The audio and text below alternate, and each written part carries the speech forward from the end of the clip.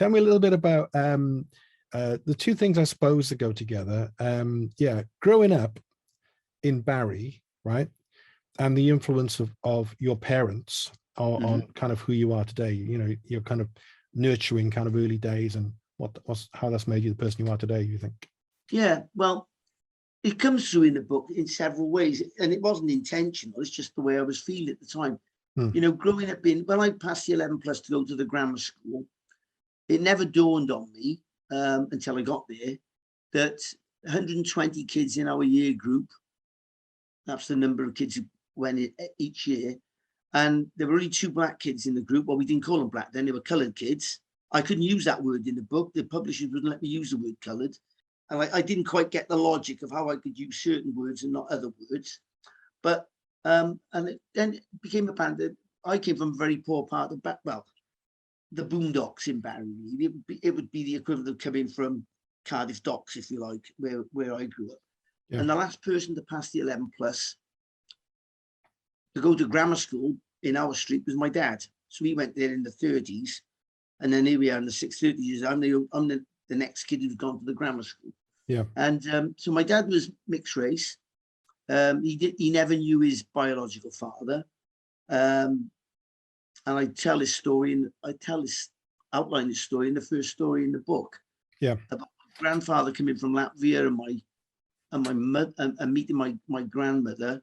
And when he went away to sea, he couldn't have children because he'd been castrated when he was 16 or 17 years of age in the Russian Revolution. And so when he opened up and he said he couldn't have children, he said to my grandmother that he would father a child if she had it with someone else. And he went away to sea, and when he came back, he had a black child. So I suppose what influenced me a lot was the fact that I felt consciously black. I wanted to be more like my dad. Yeah. You know, like if I look, I've got an album cover over there, Motown Magic. There's a picture of Marvin Gaye on the cover, and he looks like my dad. And I wanted to look like that when I was a teenager. One of my friends who read the book, who's from the same neck of the woods as me, he said, "You're the only white person I knew that wanted to be black." Right? So when I was in grammar school, I was very conscious that I was what they described back then as being half caste. Again, politically incorrect to use that term now, but that's how I was referred to, even though I have no complexion of color in my skin at all. So that was always with me when I was growing up, and I was proud of who I came from, and I'm grateful because I mean, my mum was sick all the time. She was always unwell. She died when she was 42. She had TB and she'd had lots of health problems. But I think because my dad was he was mixed race, let's call him that. Because my dad was black. I can honestly say I grew up with no concept of any prejudice. Yeah. You know, and I suppose I got by. I was lucky. I got by on what they now call white privilege because I didn't look black. And I often wonder, back in the 70s when I was going for interviews, had I had my dad's color, would I have got the jobs I got? Yeah. And you know, a lot of people never say, know, Paul. You know, we'll never know. We'll never know. And but it does. You know, I read that book, Why I'm No Longer Talking About Race to White People, by Renee Lodge. Yeah. And I could understand what she meant by white privilege, because you don't wake up when you're white wondering how you're going to be dealt with because of your color. No. And so having a mixed parentage, and also living in a household with grandparents, and I got nothing but the strongest admiration for my grandfather, who that couldn't have been easy, coming back from sea in 1926, but finding a child that's a different color of yours and then bringing him up. You know, I take my hat off to him for that, and I always have done. Yeah. So coming from that sort of background, I think it made me very tolerant of all manner of things I saw elsewhere, you know? Yeah, I mean, it's a kind of, just to show the camera again, the book, just we're talking about this whole Heart of Mine, Paul Rebane. So, you know, and it's a great read because you know, you cover so much stuff in that book. And, you know, just to say, you're an ordinary guy. You know, you grew up in Barry, you're an ordinary guy. Yeah. You've had a pretty extraordinary life, but maybe having that book has allowed you, has allowed you to get that out. Where ordinarily you might need to be some sort of celebrity to be able to tell Yeah, that story, that's true. because Yeah, the yeah, story itself is so good. Your dad, you know, was aware of racism, wasn't he? yeah. I only little bits I could think. I remember there was another guy who's mentioned in the book as well. He lived up the street from us, Lyndon Lynch, and he's in football circles. I think he's been to 2 Olympics with the cerebral palsy football team as coach. Okay. He lives up in Barking in Essex now. Yeah. He's mentioned in one of the stories. He was the kid. He was the quickest runner, the toughest fighter, and he's the one that Michelle Smith, who went to the Commonwealth Games, she was the girl who beat him in the race. That's in a that great story. story. That is. It's a great story. Yeah. I was talking to Michelle last week. Funnily enough, she wanted us to play her partner's birthday in March, but we can't do it, unfortunately, because I'm away. But his father, Lyndon's father, and my dad were both very good cricketers. And I remember years ago, I don't know how true this is, but I remember years ago being told by somebody down at the kayaks, "Oh, your dad were a great cricketer." Him and Johnny Lynch, he said they were good enough to play for Glamorgan, except they were the wrong colour. Going back in the 40s, you know, in the late 40s, early 50s. I don't know how true that is. That might just be urban myth. I don't know, but you know, he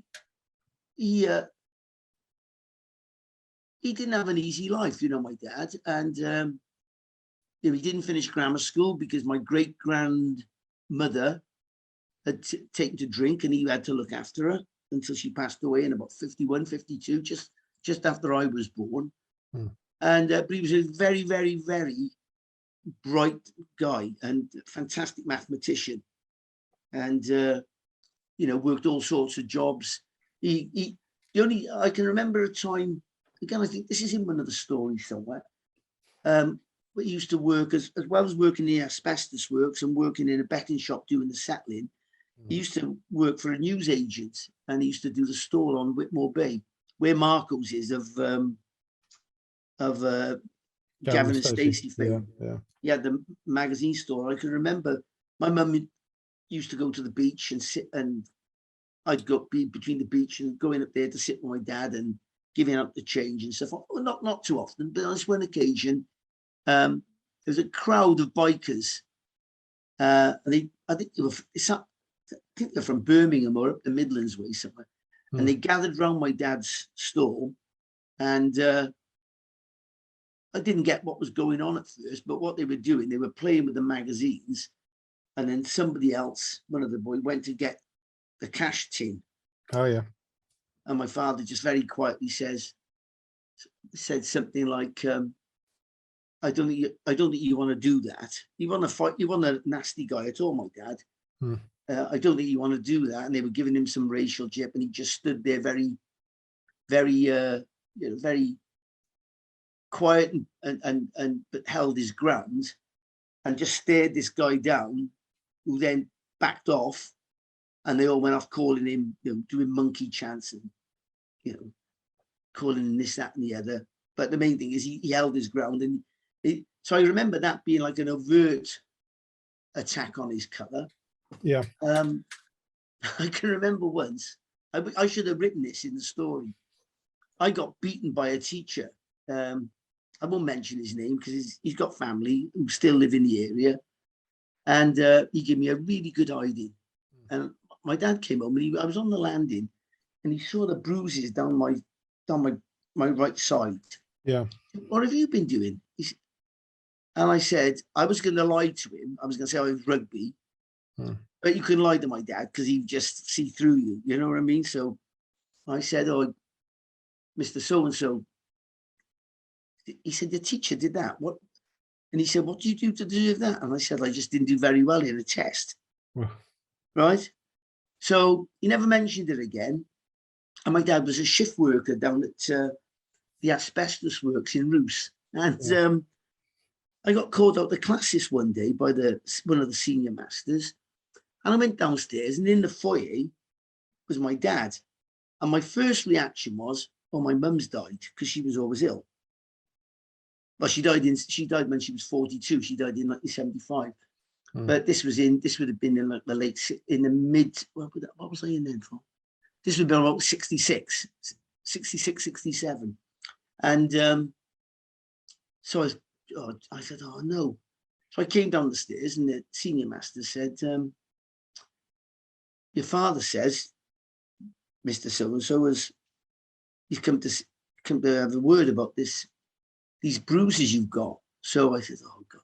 So I lifted my shirt up, showed the senior. So he then sent this runner, this lad, off to get the teacher. And this teacher, who will remain nameless, came along the corridor. And on seeing my dad and seeing that he was black, put his hand out to him and automatically thought his name was, he thought it was Lyndon Lynch's father, because that was the other black kid. Oh, right. Yeah. Put his hand out. He says, oh, what a pleasure to meet you, Mr. Lynch. And my father just looked at him and said, now that's your second mistake.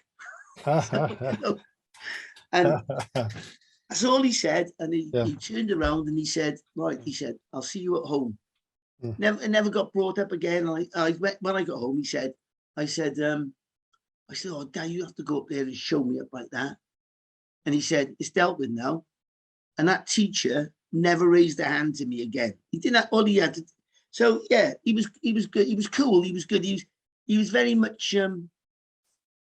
I remember in the 60s when all the Black Power movement was there. And I remember the Mexico Olympics in '68 with a black raised fist and seeing that on TV. And I used to think then my dad should be more like that. But he was much more Martin Luther King than he was Malcolm X. Do you know what I mean? Yeah. Yeah.